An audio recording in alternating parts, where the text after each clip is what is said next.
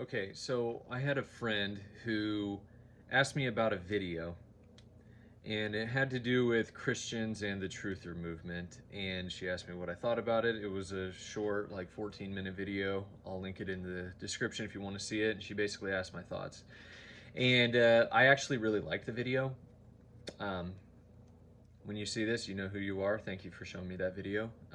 But I wanted to give additional thoughts on it and just thoughts on the truther movement in general.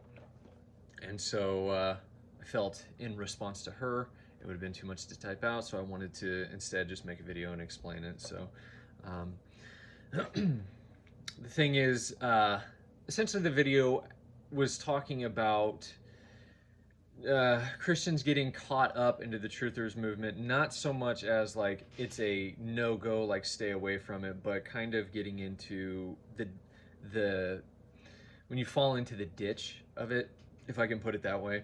And he utilizes the book of Jude, which I think it's really valid. Michael Heiser did an entire book study on his podcast, the Naked Bible Podcast, very recently, within recent months, over the book of Jude. I recommend checking that out. Heiser's a beast. I'm kind of coming at this from the angle. I was pretty well, entrenched in all that for a good amount of time. About 10 years ago, I remember I was all about that stuff in 2012, like leading up to December 21st, 2012. I was like, oh my gosh, like, and I'm a Christian at the time, so this isn't, just wacky conspiracy Mayan calendar stuff, but I'm like, man, I'm listening to this person, I'm listening to this person, it really sounds like something's going to happen. Obviously nothing happened. But it just shows you how long ago it was. I got into it because it's fascinating, it's like you get enlightened to this thing that it's like, oh my gosh, I've been, oh, this conspiracy, this truth that is cut off from the general public, and now I know about it. How fascinating. What else is there? And so I was just digging into this as a rabbit hole. And I spent a long time, and eventually it got to the point where the people I was reading, if they were Christian, they got into some really wacky, like truly just out there stuff. And other people, it led to them saying that Jesus is an Illuminati deception, right? And then they use this stuff from the Zeitgeist documentary about the age of Aquarius and all that stuff. It's garbage. It's false, and it doesn't stand up to any bit of scholarship. But that's where it led. Not that I didn't believe that, but I chased that rabbit hole down until I got there. And I was like, whoa, okay, yeah. So I've been caught up in this, and I'll say that I learned some stuff. I still have one foot into that camp where I keep an eye on things. I want to know, like, I have a foot in the whole general public knowledge. What are they saying on the public scale? What are they saying in the truther side? Because it just interests me enough that I have a foot in both camps.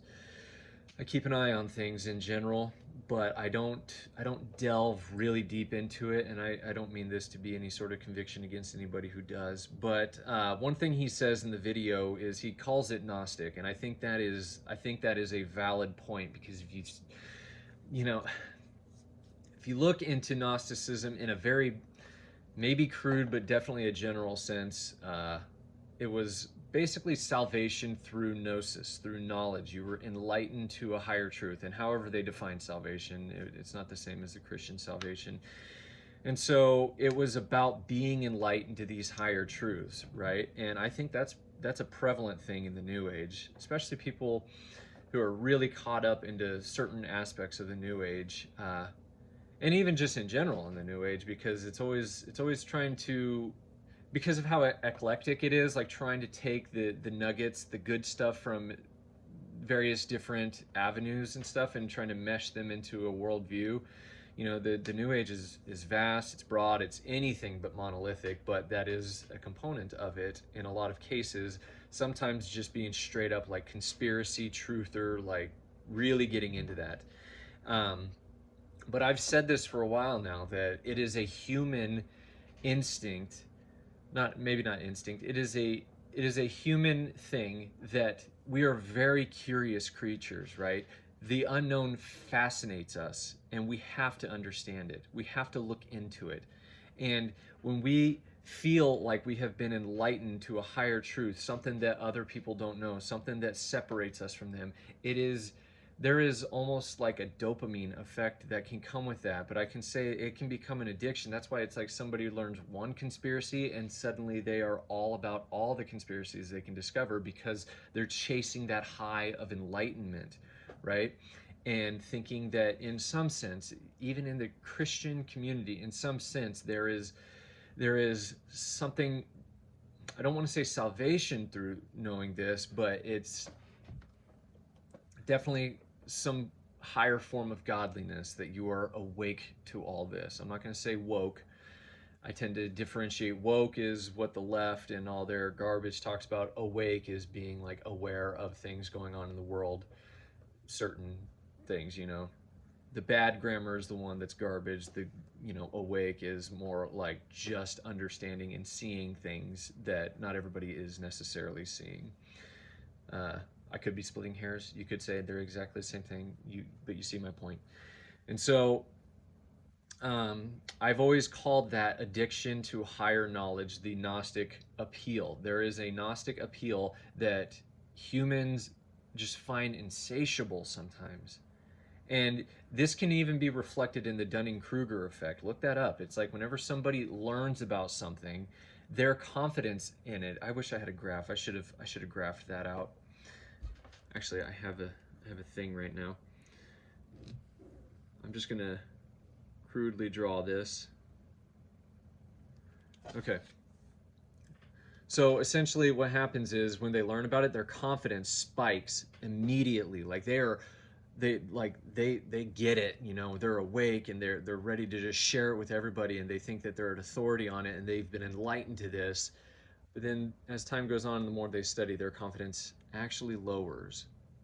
And as they study more and more and more, then their confidence can go back up, but this time within actual like legitimate reason, because it's like you get that base level new truth that you've learned. You're like way up here on your confidence, but then it's like the more you study, the more you look into stuff, the more you read different views, you start to realize that not everything is as simple as you thought at first, right?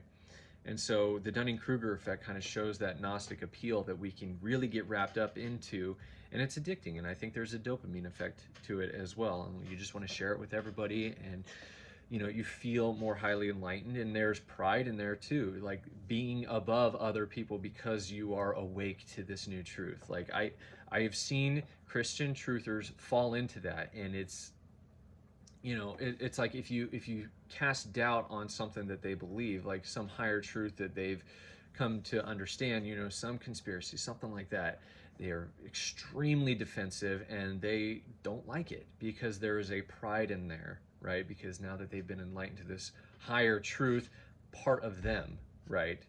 Like when you take on that truth that gave them this high and this sense of intellectual superiority, or something, like however you want to categorize it, that's a direct assault on them. You're taking away that thing that they got hooked on, essentially. And so that's the ditch you got to avoid.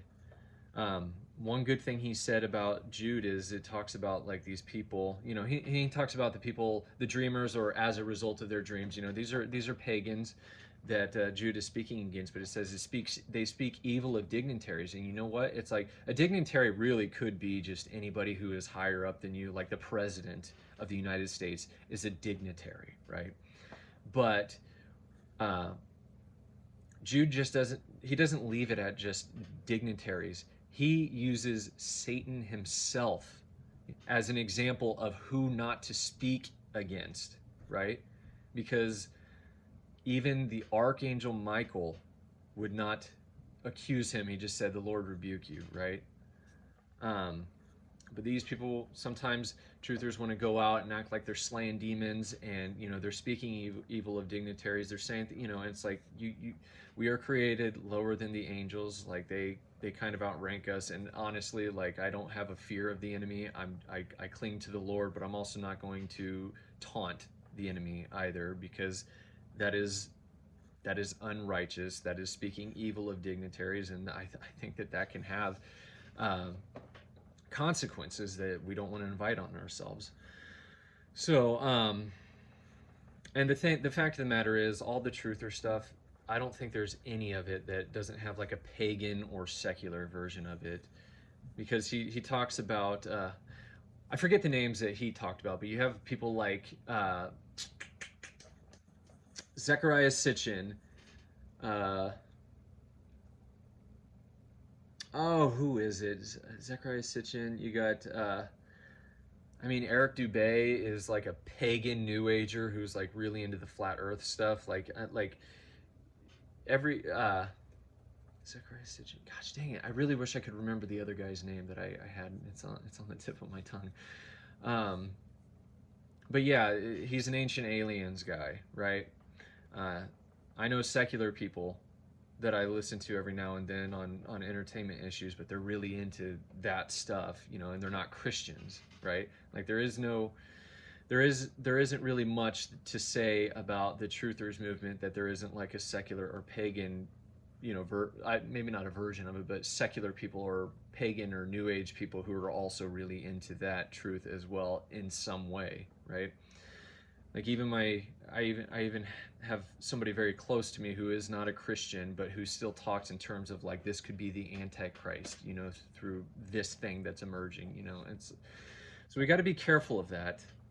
And then there comes the point about what I want to say is Christian wokeness. I said I'm not going to use the word woke, but in this case I'm going to compare it to wokeness, because if you look at the radical leftism that's permeating Western culture right now, what you see is like a race to be who can be a race to see who can be more woke, like the next standard that we have to hold people to, the next people that we have to hold in a regard, or the next language we have to excise from our vocabulary. There's always a race of, it's like in the 2020 presidential primaries for the Democratic Party, somebody was like, "Oh, I don't just believe in the, abortion access for women, but also for trans women." It's like trans women don't have children because they're actually men. But the point is, like, they're just trying to one up, right? They're having a race to see who can be the most woke, and I see that in its own way in the Christian truther movement sometimes, where it's like, oh, this thing happened. And it's like, oh, okay, so what's the angle? There's a conspiracy behind this. What is it? How does it fit in, right? And it's like, you can break it down as, okay, everything that happens that's bad, it's all part of the enemy's plan. Everything that happens that seems to go against the enemy's plan, that's actually still part of his plan. It's just a false flag, to keep the people who do pay attention from realizing their true agenda. And it's like every time there's a new truth, oh, I think this is the agenda. But that's the agenda the enemy wants you to know about, but it's actually this higher agenda. You see, it becomes this race of like, what's the actual conspiracy? What is the actual plan of the enemy? And it's like, guys, come on. Satan does stuff all the time. Like, his plans are thwarted all the time. His plans are thwarted every time some soul gives their lives to Christ, right? Every time like there's an altar call and people give their lives to Jesus, like he's being thwarted little by little in that way, but in scripture the enemy is thwarted all the time. I mean, the greatest display of that was the cross of Christ, where in 1 Corinthians, I think it's chapter 2, he says, like, if they had known about this, they never would have crucified the Lord of glory, right? Satan can be thwarted, all right? So just because something happens, you can't say, but it was just the enemy's plan. No, some things can happen that don't go according to plan, right? Like, that is possible. We don't need to race and to see, oh, it's all part of the plan. Now we just got to try to figure out why and like torture the data, because now we can seem like we're even higher and more awake to what's really going on, right? So that's what I wanted to say. I just think that there are ditches. I'm not saying don't pursue this, right? To any Christian who's into the truther stuff, I'm not saying don't pursue this.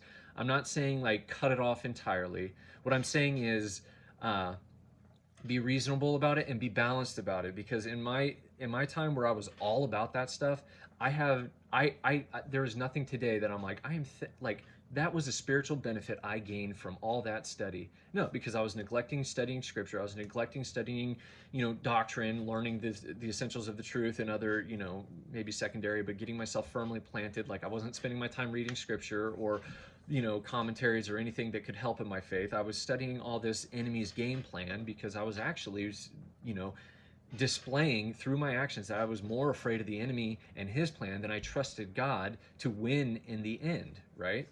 And I think that's a moment of self-evaluation that we also have to do. Like, are we studying the enemy's game plan because we actually have a greater fear of the enemy and deception than we do having trust in God? I don't think I phrased that very grammatically, but hopefully you see what I mean there. So it's about balance, right? Like, I do not think that this any like truther stuff should ever take up more time or precedence in a Christian's life than scripture studies, scripture learning, serving, walking out your faith in various ways. Like, I think that you need to prioritize things, right?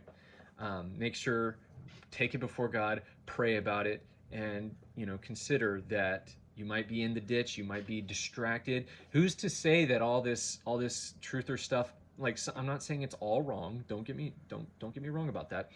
But I'm saying, who's to say that there isn't stuff out there that the enemy is using specifically to distract, right?